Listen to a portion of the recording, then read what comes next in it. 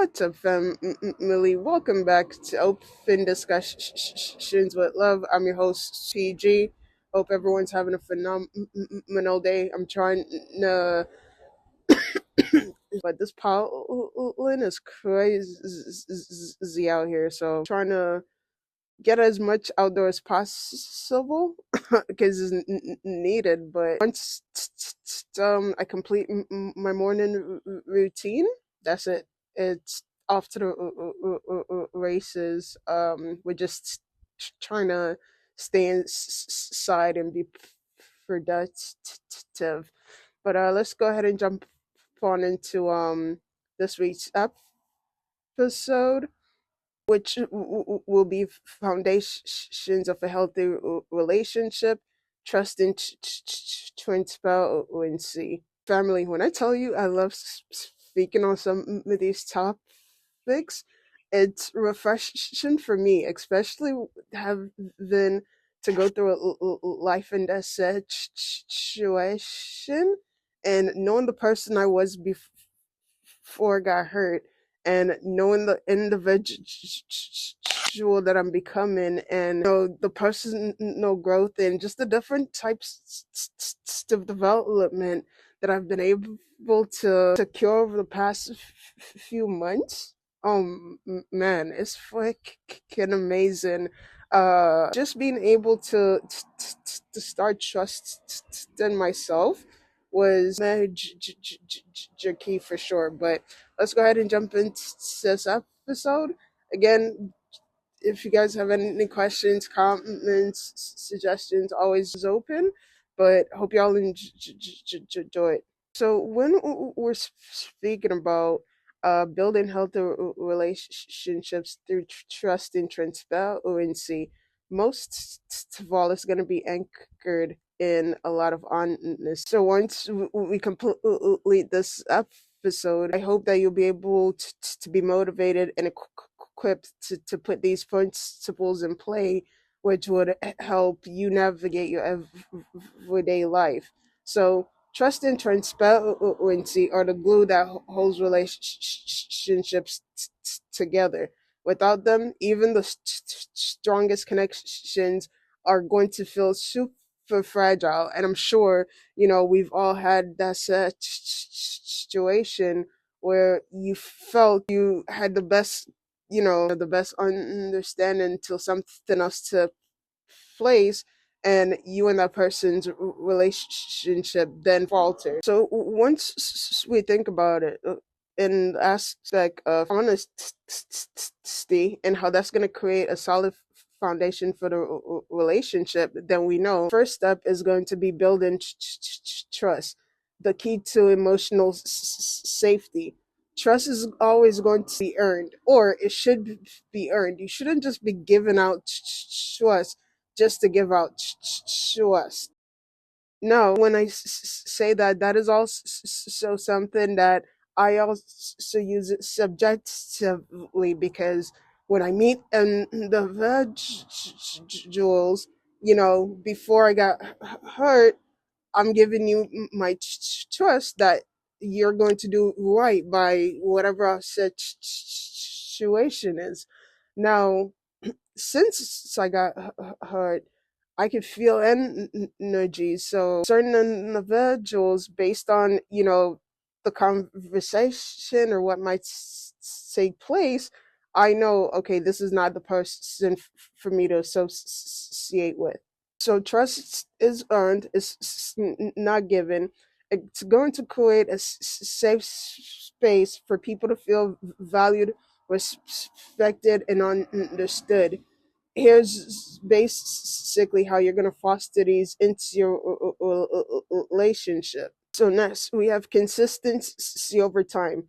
Trust is built through you going through repeated actions, showing up when you say you'll show up, honoring your commitment, being also accountability matters. Owning your mistakes is important as keeping promises.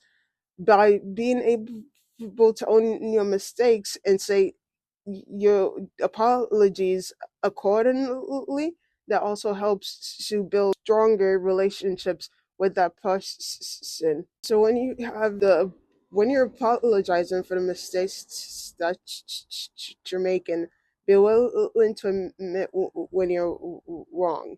Now it's gonna strengthen the trust even more, because then it's like you're not pretending to be perfect, and the person knows, hey, you know what? If this person never did anything that was out of pocket or hurtful, they will acknowledge the hurt. Thus, you want to be sure to respect boundaries. Trust is always going to thrive when people feel their personal boundaries are being honored. Trust me, I had to also learn that. And this is regardless if, if you're in school, relationship, work, you want to have that foundation set. Number two, transparency, the foundation of honesty. Now, transparency is about being open, authentic, honest, and honest could come in so many options, being that you have individuals that will be honest and harsh, and individuals can take it incorrectly. So you want to try to be honest, but not in a harsh way if possible. With that, you also want to make sure that you're exuding kindness and intentions when you approach this situation. So you can basically put certain principles into play. So one of these principles that I personally love is practicing radical candor, and that's basically being honest while remaining tactful. Now, if you know me, you know my mouth was always going left. So instead of withholding feedback, approach it pretty much with empathy at this point, and I've been able to practice that over the past few months. So now that I'm approaching conversations with empathy, I would say something like, I want to share something because I value our friendship, and then I make a suggestion on the rest of the stuff, the conversation from there. While I'm also doing my PRC, I'm also keeping in mind cultural differences, and also how that individual could have been raised differently, upbringing wise. So those are two different processes. The next is, you want to make sure that you avoid hidden agendas at all costs. Like, always be transparency. True transparency is going to help you, because then it's like, individuals don't have to question your intention. So, for example, right? Let's say you're at school or work, and you have the goal that requires you to like build and ask for support. You want to be sure to address it to where everyone's aware of understanding of why you're doing this goal, or what the final outcome is, so everyone's on board. Our last principle, accent for clarity, and this is in any relationship, personal or professional. Do not ever leave room for misunderstanding in any way, being that everyone will always have their interpretation or understanding of what you might mean. So if you notice you stated something, the light bulb's not going off, always follow up just to make sure everyone's on the same page. So, like I said, don't have the room for misunderstanding. Ask clarifying questions, and always express yourself clearly.